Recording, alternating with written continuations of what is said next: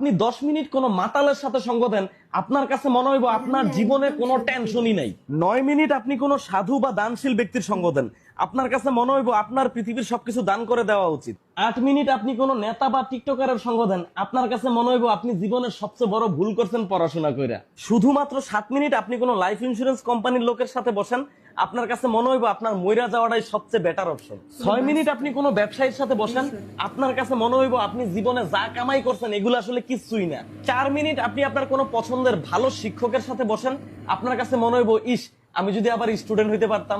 3 minute আপনি কোনো কৃষক বা দিনমজুরের সাথে বসেন, আপনার কাছে মনে হইব আপনি যা কষ্ট করতেছেন এগুলো আসলে কিচ্ছুই না। 2 মিনিট আপনি কোনো দেশের সৈনিক অথবা মুক্তিযোদ্ধার সাথে বসেন, তখন আপনার কাছে মনে হইব আপনি জীবনে যা ত্যাগ করছেন এগুলো আসলে এসবের কাছে কিছুই না।